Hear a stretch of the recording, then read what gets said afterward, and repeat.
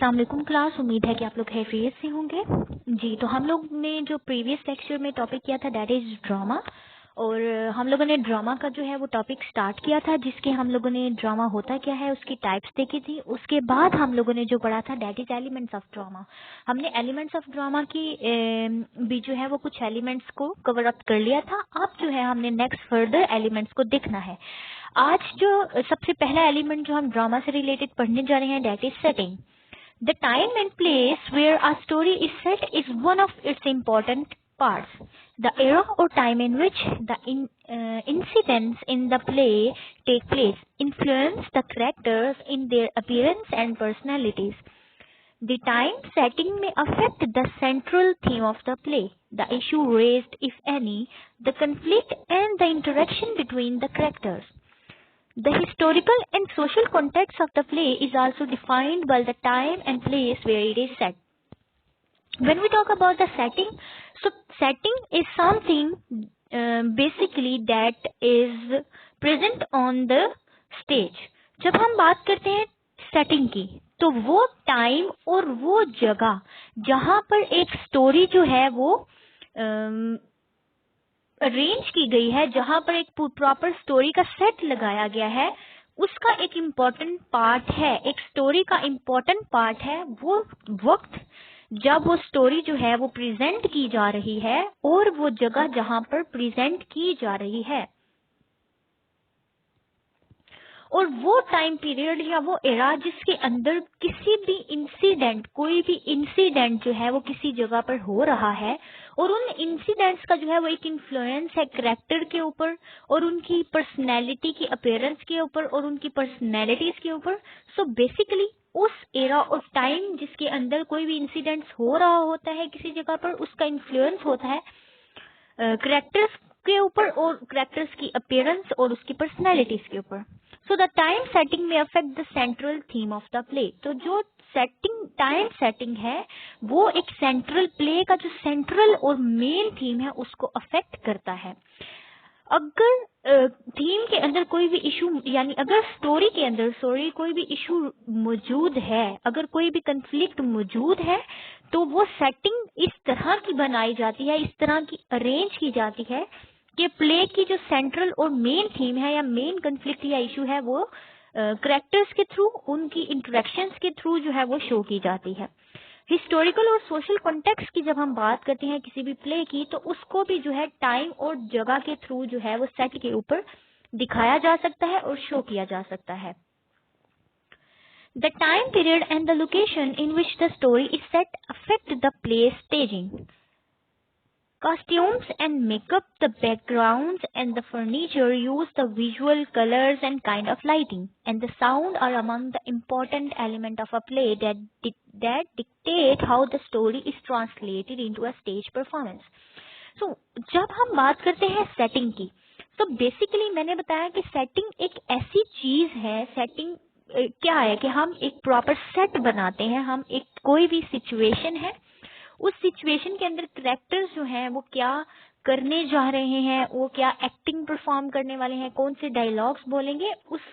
और किस सिचुएशन में एक्टर है। फॉर एग्जाम्पल, अगर कोई बीमार है तो वहां पर एक पूरे का पूरा जो अरेंजमेंट की जाएगी, पूरी की पूरा बैकग्राउंड डिजाइन किया जाएगा, वो एक हॉस्पिटल का या फिर एक ऐसा रूम जहां पर सारी की सारी ऐसी चीजें मौजूद हों जहां पर एक बीमार रहता है, दवाइयां होंगी उसके इर्द गिर्द, या इस तरह की सेटिंग अरेंज की जाती है कि हम लोग उस सेटिंग के थ्रू भी अंडरस्टैंड कर लेते हैं कि स्टोरी में क्या प्रेजेंट करने जा रहे हैं कैरेक्टर्स, या स्टोरी के अंदर जो कंफ्लिक्ट है या स्टोरी के अंदर जो मेन इशू है वो जो अब आगे दिखाया जा रहा है, वो सारे का सारा हम उस सेटिंग और बैकग्राउंड के थ्रू जो है वो गेट कर लेते हैं। फर्दरमोर, टाइम पीरियड और लोकेशन की जब हम बात करते हैं किसी भी स्टोरी के सेट के ऊपर, तो वो प्ले की स्टेजिंग के ऊपर बहुत ज्यादा अफेक्ट करता है। यानी टाइम और लोकेशन ये बहुत ज्यादा अफेक्टेबल है और ये बहुत ज्यादा अफेक्ट करते हैं हमारे प्ले की स्टेजिंग के ऊपर। यानी जब भी हम अपना प्ले अरेंज कर रहे हैं, हम अपने प्ले को ऑर्गेनाइज कर रहे हैं, हम स्टेज के ऊपर परफॉर्म करने जा रहे हैं कोई भी प्ले, तो हमने उसकी सेटिंग इस तरह की रखनी है, उसका टाइम इतना मैनेज करना है, उसकी लोकेशन इस तरह की रखनी है कि वो स्टोरी जो है वो हमारी एक अफेक्टेबल स्टोरी हो. So costumes and makeup, the background and the furniture use the visual colors and kind of lighting and the sound are among the important element of a play that dictate how the story is translated into stage performance. जी, वो कौन कौन सी चीजें हैं जिनके through जो है हम story को डिक्टेट कर सकते हैं, जिसके थ्रू एक स्टोरी ट्रांसलेट की जा सकती है स्टेज परफॉर्मेंस के अंदर, यानी जिसके थ्रू हम आइडिया ले लेते हैं, हमें इस चीज का अंदाजा हो जाता है कि स्टोरी जो है वो आगे फर्दर एक्शन क्या होने वाला है, या स्टोरी का बैकग्राउंड क्या था, या बेसिकली स्टोरी के अंदर हो क्या रहा है, स्टोरी के अंदर क्या सिचुएशन क्रिएट की जा रही है. उसके अंदर जो चीजें इंपॉर्टेंट होती हैं उनमें हमारे कॉस्ट्यूम्स होते हैं, जो कि एक्टर्स ने कॉस्ट्यूम्स पहने होते हैं, जो जैसा मेकअप उनका किया जाता है, बैकग्राउंड इस तरह का अरेंज किया जाता है, फर्नीचर इस तरह का इस्तेमाल किया जाता है, विजुअल यानी जो कलर्स हैं, बैकग्राउंड कलर्स या ड्रेसिंग कलर स्कीम जो होती है, और लाइटिंग वगैरह, जो इस तरह की चीजों का इस्तेमाल किया जाता है. और फर्दर मोर बैकग्राउंड म्यूजिक और साउंड और बैकग्राउंड म्यूजिक के थ्रू भी बहुत ज्यादा अफेक्ट डाला जाता है. और ये चीजें जो है वो बहुत इंपॉर्टेंट एलिमेंट्स हैं किसी भी प्ले के, यानी किसी भी प्ले को जब एक स्टेज के ऊपर परफॉर्म करना होता है या किसी भी प्ले को स्टेज के ऊपर परफॉर्म किया जा रहा होता है, तो जो चीज सबसे ज्यादा इंपॉर्टेंट होता है that is time period, that is the further one is location and all the setting, all the background, costumes, makeup, or furthermore furniture that is used in during that performance, visual something that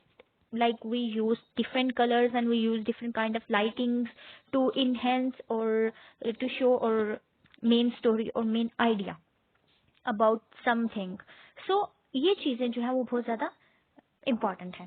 furthermore जो अगली चीज हमारी important है that is plot. Plot भी जो है वो बहुत ज्यादा इम्पोर्टेंट होता है किसी भी स्टोरी के अंदर, किसी भी प्ले के अंदर, किसी भी ड्रामा के अंदर.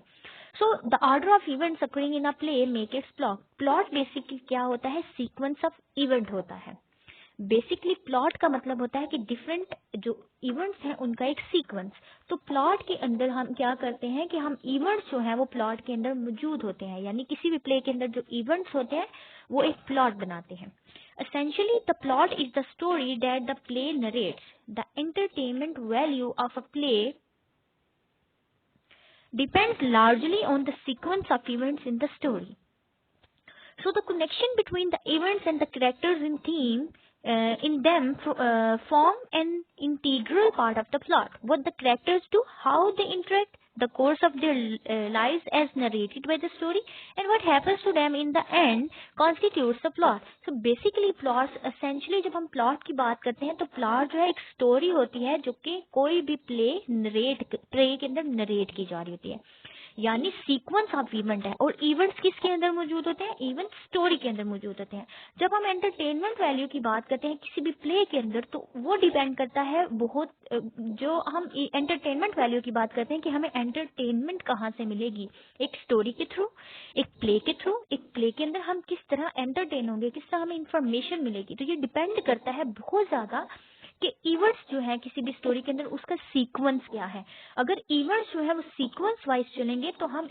जो भी स्टोरी है हम उसको अंडरस्टैंड कर पाएंगे, हम उसको एंजॉय कर पाएंगे, हम उसके थ्रू एंटरटेनमेंट हासिल कर पाएंगे. लेकिन जब एक सीक्वेंस वाइज कोई इवेंट अरेंज नहीं किया जा रहा होता तो वो स्टोरी जो है वो समझ नहीं आती. उसके अलावा जो कनेक्शन है इवेंट्स का और कैरेक्टर्स का वो प्लॉट के अंदर एक इंटीग्रल पार्ट है, यानी एक कनेक्शन. जब हम बात करते हैं कैरेक्टर्स के दरमियान में और इवेंट्स के दरमियान में, तो ये भी बहुत इंपॉर्टेंट चीज है कि इवेंट्स और कैरेक्टर्स के दरमियान में एक कनेक्शन मौजूद होना चाहिए. तो ये एक बहुत ही इंटीग्रल पार्ट है प्लॉट के अंदर. जब हम कैरेक्टर्स की बात करते हैं, यानी हम लोगों ने सिर्फ ये नहीं देखना कि सीक्वेंस ऑफ इवेंट्स हो, बल्कि हमने ये भी देखना है कि कैरेक्टर्स क्या कर रहा है, किस तरह इंटरेक्ट करना है उन्होंने आपस में, कैरेक्टर्स किस तरह क्या परफॉर्म करने जा रहे हैं, किस तरह आपस में वो कनेक्ट करेंगे, किस तरह आपस में वो इंटरेक्ट करेंगे. उसके अलावा जो स्टोरी के अंदर उनके लाइफ से रिलेटेड नरेशन की गई है, इधर वो उसके अकॉर्डिंग जो है परफॉर्मेंस दे रहा है या नहीं. और हम लोग इस चीज के ऊपर भी फोकस करते हैं कि क्या एंड जो स्टोरी है उसके एंड में क्या होने वाला है. और ये सारी चीजें जो है ये भी प्लॉट का एक हिस्सा होती हैं. So a struggle between two individuals, the relation between them are struggle with self and a dilemma or any form of conflict of one character with himself or another character in the play goes into forming the story's plot. Story का plot कैसे बनाया जाता है? जब भी हम struggle दिखाए जाते हैं ना दो इंडिविजुअल्स की, यानी फॉर एग्जाम्पल हमारे पास दो अलग अलग करेक्टर्स हैं, यानी दोनों इंडिविजुअल करेक्टर्स हैं, तो दिखाया जाएगा कि उन दो इंडिविजुअल करेक्टर्स की का आपस में उन दोनों इंडिविजुअल करेक्टर्स ने किस तरह स्ट्रगल की है, what is the relation between in them, what are the connection between them, and we have to consider the struggle with their self and with the other one. We have to focus on the dilemma, we have to focus on the conflict of one character with himself or another character in the play. So हमने इन चीजों पर बहुत ज्यादा ध्यान देना होता है, यानी उनकी वो स्ट्रगल कर रहे हैं, क्या वो अपने साथ स्ट्रगल कर रहे हैं, या वो अपनी सोसाइटी के साथ स्ट्रगल कर रहा है, या वो अपनी इश्यूज के साथ स्ट्रगल कर रहा है। उसके अलावा उनका अपने अपने साथ जो है, अपनी जात के साथ कंफ्लिक्ट क्या है और दूसरे करेक्टर्स के साथ कंफ्लिक्ट क्या है, ये भी प्ले में हमने बहुत ज्यादा फोकस करना होता है। उसके अलावा ये जो सारी चीजें मिलकर ही एक स्टोरी का प्लॉट बनाती है। So the story unfolds through a series of incident that share a cause and effect relationship. Generally, a story begins with exposing the past or background of the main and other characters and the point of conflict, then proceeds to giving the central theme or climax. Then come to consequences of the climax and the play end with a conclusion. जब हम बात करते हैं कि story के अंदर क्या होता है, तो स्टोरी के अंदर बेसिकली सीरीज ऑफ इंसिडेंट होते हैं, यानी डिफरेंट इंसिडेंट्स जो है उनकी सीरीज होती है और उनके अंदर शेयर किया जाता है कि उनका कॉज अफेक्ट रिलेशनशिप क्या है, यानी वो आपस में किस तरह का रिलेशनशिप बिल्ड कर रहे हैं और किस तरह का रिलेशनशिप शेयर कर रहे हैं। जब जनरली हम बात करें कि स्टोरी स्टार्ट कहाँ से होती है, तो स्टोरी जो है वो एक्सपोजिशन से स्टार्ट होती है, यानी बेसिकली प्लॉट जो है वो एक्सपोजिशन से स्टार्ट होता है। और when we talk about the exposition, exposition is something in which the main characters represent, or main characters in which we present the main character, in which we present the main conflict, or in which we give the idea about the past or background information, and we give the background information. So basically exposition में क्या होता है कि किसी भी character के बारे में बताया जाता है, उसका बैकग्राउंड बताया जा सकता है, उसके रिलेटेड उसका पास्ट दिखाया जा सकता है, और जो मेन कंफ्लिक्ट और मेन पॉइंट ऑफ व्यू वो भी दिखाया जा सकता है। फर्दरमोर जब हम क्लाइमैक्स की या सेंट्रल थीम की बात करते हैं, तो क्लाइमैक्स में क्या होता है कि एक स्टोरी जो है वो बहुत ही इंटरेस्टिंग लेवल पर चली जाती है, यानी मेन कंफ्लिक्ट शो कर दिया जाता है और दिखाया जाता है कि इस मेन स्टोरी का जो है वो बेसिक सेंट्रल थीम क्या है। फर्दरमोर जब हम बात करते हैं क्लाइमैक्स के बाद की, तो क्लाइमैक्स के बाद जो है वो हमारे पास एक्सपोजिशन के बाद जो है रेजोल्यूशन आ जाता है, यानी रेजोल्यूशन के अंदर स्टोरी जो है वो अपनी एंडिंग पे चली जाती है, यानी कोई भी स्टोरी जो है वो जब वो अपनी एंडिंग पे चली जाती है तो उसका एक एंडिंग पॉइंट होता है, जिसको क्या हम कहते हैं, जिसको हम कंक्लूजन कहते हैं। तो स्टोरी के अंदर ये तीन बेसिक चीजें लाजमी मौजूद होती हैं जो मिलकर एक प्लॉट बनाती हैं, यानी सीरीज ऑफ इवेंट्स है और ऑर्डर ऑफ इवेंट्स है, जिसके थ्रू जो है वो एक प्लॉट क्रिएट किया जाता है। फर्दरमोर जब हम बात करते हैं डायलॉग की, so dialogue is also very important in the drama writing और in the drama. The story of a play is taken forward by means of dialogues. The story is narrated to the audience through the interaction between the play's character, which is in the form of dialogues. The contents of the dialogues and the quality of their delivery have a major role to play in the impact that the play has on the audience. जब हम बात करते हैं किसी भी play की story की, तो उसके अंदर जो है सबसे ज्यादा जो इम्पोर्टेंट चीज है, जिसके सबसे ज्यादा इन्फ्लुएंस होता है, जिसका सबसे ज्यादा इफेक्ट होता है, दैट इज डायलॉग्स. डायलॉग्स जो है वो बहुत ज्यादा एसेंशियल पार्ट है हमारी किसी भी स्टोरी का. जब भी एक स्टोरी जो है वो नरेट की जाती है ऑडियंस के लिए और इंटरेक्शन होता है, हम प्ले के करेक्टर्स के थ्रू इंटरेक्शन करवाते हैं, जो कि डायलॉग्स की फॉर्म में होता है, यानी प्ले का जो करेक्टर्स है जो आपस में इंटरेक्ट करते हैं, जो एक स्टोरी लेकर चल रहे होते हैं, जो कोई भी इंफॉर्मेशन दे रहे होते हैं, जो कोई भी स्टोरी अपने ऑडियंस को दिखा रहे होते हैं, वो story in the form of dialogues होती है. उसके अलावा जो कंटेंट होता है डायलॉग का और जो क्वालिटी होती है उनकी डिलीवरिंग की, यानी सिर्फ डायलॉग्स लिखना इम्पोर्टेंट नहीं है, बल्कि उसकी क्वालिटी बहुत अच्छी होनी चाहिए, कंटेंट बहुत अच्छा होना चाहिए. कंटेंट जो है वो that is very important because content के थ्रू ही जो है वो एक कोई भी स्टोरी, कोई भी प्ले जो है वो एक्सेप्टेबल हो सकता है। आपका कंटेंट जो है वो बहुत ज्यादा स्ट्रांग होना चाहिए। उसके अलावा जो क्वालिटी है, कोई भी एक्टर जो है, कोई भी करेक्टर जो है, वो जो डायलॉग्स परफॉर्म कर रहा है ऑन द स्टेज, तो जो डायलॉग्स अटर कर रहा है, उसका मेन काम ये है कि वो जो है वो डिलीवरिंग जो भी डायलॉग्स वो बोल रहा है उसकी जो है क्वालिटी ऑफ द डिलीवरी बहुत ज्यादा इम्पोर्टेंट है, और ये बहुत ज्यादा एक इम्पैक्ट डालती है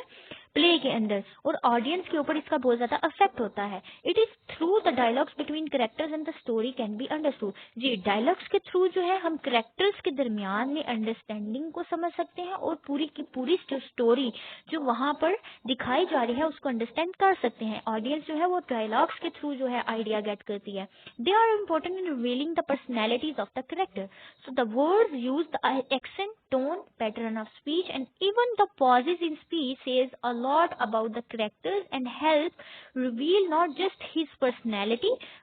but also his social status, past and family background as given by the play। जी, जब हम बात करते हैं कि क्या चीज बहुत ज्यादा इम्पोर्टेंट है, तो इम्पोर्टेंट है ये रिवील करना कि करेक्टर की पर्सनैलिटी क्या है। और करेक्टर की पर्सनैलिटी जो है वो मोस्टली उसके एक्शंस के थ्रू और उसके डायलॉग्स के थ्रू दिखाई जाती है। जो वर्ड्स का इस्तेमाल किया जाता है उनका उसका एक्सेंट क्या है, उसकी टोन क्या है, उसका स्पीच पैटर्न क्या है। उसके अलावा हम स्पीच के अंदर जो पॉजेज है उसके ऊपर फोकस करते हैं। उसके अलावा बहुत ज्यादा जो करेक्टर है, इसको हम एक करेक्टर को अंडरस्टैंड करते हैं उसकी डायलॉग डिलीवरिंग के थ्रू, ना ही सिर्फ डायलॉग डिलीवरिंग के थ्रू हम उसकी पर्सनैलिटी को जज कर सकते हैं, उसकी पर्सनैलिटी को अंडरस्टैंड कर सकते हैं, बल्कि उसके सोशल स्टेटस को अंडरस्टैंड कर सकते हैं, उसके पास्ट को अंडरस्टैंड कर सकते हैं, उसकी फैमिली बैकग्राउंड को अंडरस्टैंड कर सकते हैं, जो कि प्ले में दिया गया है। फॉर एग्जाम्पल, अगर कोई भी करेक्टर जो है वो साइको है, उसका करेक्टर ही ये है कि वो साइको होगा और वो उसने एक एज अ साइको के तौर पर अपना करेक्टर, अपना रोल प्ले करना है, तो उसके डायलॉग्स ऐसे होंगे, वो वर्ड्स इस तरह के इस्तेमाल करेगा, उसकी टोन, उसका एक्सेंट, उसके पैटर्न ऑफ स्पीच, इवन के पॉजेज, इन सारी चीजों से हम उसकी ना सिर्फ पर्सनैलिटी को अंडरस्टैंड करेंगे बल्कि हमें पता चलेगा कि उसका सोशल स्टेटस क्या है, पास्ट में उसके साथ क्या हुआ है, या फैमिली बैकग्राउंड में उसका क्या था। या फॉर एग्जाम्पल, जब हमारी सोसाइटी के अंदर एक बहुत ही पुअर करेक्टर को दिखाया जाता है और एक बहुत ही एलीट सोसाइटी से जो है वो एक करेक्टर को दिखाया जाता है, तो उसका सोशल स्टेटस का अंदाजा, उसके फैमिली बैकग्राउंड का अंदाजा कि वो बहुत ही अमीर फैमिली से बैकग्राउंड करता है, उसके एक्सेंट के थ्रू किया जा सकता है, उसके वो word that he is going to use, and वो वाले पॉजेज जो कि वो स्पीच के अंदर यूज कर रहा है, ये सारी, और पैटर्न ऑफ स्पीच और टोन, ये सारी चीजें मिलकर हमें न सिर्फ उसकी पर्सनैलिटी का अंदाजा करवा सकती हैं, न सिर्फ ये हेल्प करती है उसकी पर्सनैलिटी को रिवील करने में, बल्कि उसके सोशल स्टेटस और उसकी फैमिली बैकग्राउंड के बारे में भी अंडरस्टैंडिंग हमें मिल जाती है।